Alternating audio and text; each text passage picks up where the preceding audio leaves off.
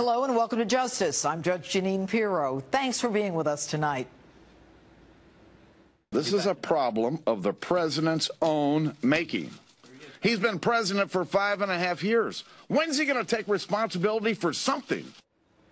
I draw but one conclusion. Barack Obama is intentionally using the immigration crisis as an excuse to change the demographics and ultimately the electorate of this nation. The latest, a Trojan horse, adding to a long line of scandals, screw-ups, shocking stupidity, or maybe shocking shrewdness. Yes, a Trojan horse, using children to advance his political party, his agenda, and his legacy. As coyotes, human smugglers hired to bring children into the United States deliver them by the thousands with the help of Mexico, a public health danger, a law enforcement nightmare, and yet another tax burden is created courtesy of Barack Obama. Now you say, come on, these are babies. This is a humanitarian crisis. And I say, we all love babies, but most of the babies coming here are between the ages of 14 and 17. And 3/4 of those 14 to 17-year-olds are males. So much for that image of Border Patrol spending all their time changing diapers. And I've got more bad news for you. Gang signs located at the holding facilities enticed those male teens to join MS-13, one of the most violent gangs in the world. And it's no surprise, 3 weeks ago, I told you what was happening. It is the Obama administration knowingly creating a public health time bomb by sending tens of thousands of illegal immigrant children across the country with potentially dangerous infectious diseases. And now reports confirm scabies, a flesh-eating mite, tuberculosis, chickenpox, lice, foot and mouth disease, strep throat, as well as sexually transmitted diseases.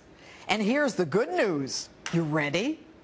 Our most transparent administration is shipping these kids into your state and your town with no notice under the cover of darkness, hoping you won't notice, as happened in Murrieta, California.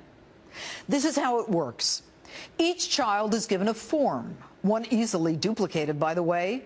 And according to Border Patrol, they board buses and planes, the same commercial ones that you use for your travel, courtesy of, yes, your checkbook. Now, once dropped off with virtually no supervision, they walk off. Border Patrol agents and healthcare workers report there is no testing for vaccinations or tuberculosis and say they've been threatened with arrest if they discuss the contagious diseases. They can't even take their phones into these centers for fear that they might take a picture. So why are these kids even coming here?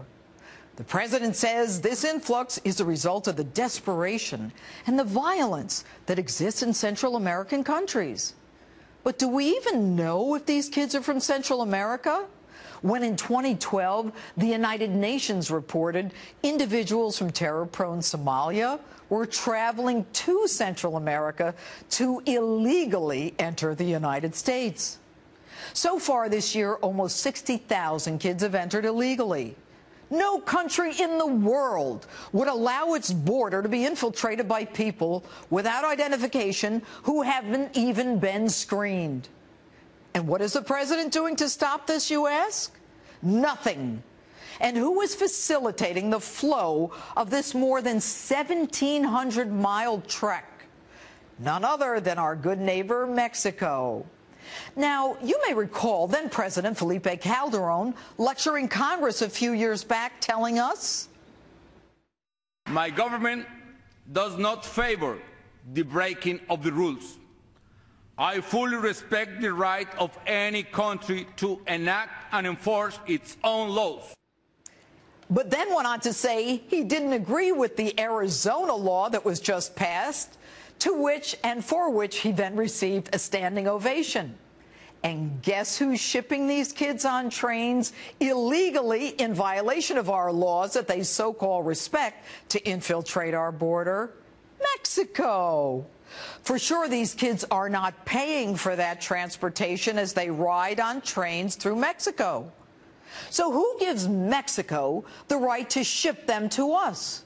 Why aren't they keeping them or housing them? Why aren't they sending them back? And by the way, you go into Mexico illegally and see how fast your butt lands in jail. Now, our president told us that our borders were secure as he ridiculed those who said that it wasn't. You know, they said we needed to triple the Border Patrol. Or now they're going to say we need to quadruple the Border Patrol. Or they'll want a higher fence. Maybe they'll need a moat. Maybe they want alligators in the moat. Funny. But you really didn't expect the truth from him, did you? In 2012, it was Barack Obama who instituted his own program that deferred deportation for kids who entered the nation illegally as long as they went to school or joined the military. And the blame is squarely on Barack Obama, because in 2011, there were 6,500 kids crossing. Then he has this program that he trumpets, and in 2013, after the program, 25,000. This year, the projection, 90,000. And next year, the projection, 145,000. That's almost 250,000 kids in 2 years, equal to the population of Orlando, Florida. And strap in, folks. Multiply that by 6 or 8, because now their parents can come with them. After all, these families deserve to be whole. Why? Any American parent who hands his kid off to a coyote, that human trafficker, to be taken 1,700 miles would be thrown in jail in this country for child abuse. And don't be fooled by this administration saying they're going to send them back. The average deportation time is 5 years. But that's only after we pay for advocates, translators, lawyers, judges, housing, food, healthcare, education, medication. And at the end, statistics tell us that 90% are released anyway. So this week, President Obama refused to go to the border to see the crisis that he created. Instead, he'd rather run off to a golf course or play pool. And in true Obama fashion, he wants $4 billion of our dollars to fix this. Only 2%, by the way, of which would go to close the border. And since nothing is his fault, he says that if only those Republicans in the Texas delegation would work with him, this could be solved. With all due respect, Mr. President, you created this mess. Now you fix it. You invited them in. Now you solve it. Take that pen and that phone of yours and make it right. The first order of government is the protection of its people. Do you really think that the drug cartels and the gangbangers and even terrorists aren't taking advantage of this migration through our wide open border? Mr. President, there's a reason we think you're the worst president in recent history. We don't trust you. We don't believe you. We don't think you're capable of leading the country. Illegally entering the United States is not a right to citizenship. And don't tell us we're heartless, because we believe in the rule of law, which is the foundation upon which our country was founded. Now, how many American children won't be able to go to school because these kids, many with communicable diseases, are in our classrooms? The American people want answers from you, Mr. President. How do you know who's from Central America and who isn't? What measures are you taking to identify diseases? How many of these teens have criminal records? Are you screening them for gang tattoos and gang affiliations? What measures are you taking to make sure that these kids are not sexually assaulted? And why are you not deploying the National Guard to the Texas-Mexico border to stop what you know is coming? Why is our Border Patrol 45 miles from the border?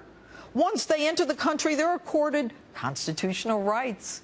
Why aren't you kicking them back to Mexico at the border? And why aren't you closing the border? Why? Because you have no regard for the law. You have no regard for the American people. You don't even have regard enough to see those kids who were crossing. Kind of like that night when you went to bed during the Benghazi massacre and woke up to fire up Air Force One to go to yet another fundraiser. Yes, I draw but one conclusion. It's all a Trojan horse. You remember the Trojans, they naively accepted that gift horse? It didn't work out so well for them, did it? Let's pray it works out okay for us.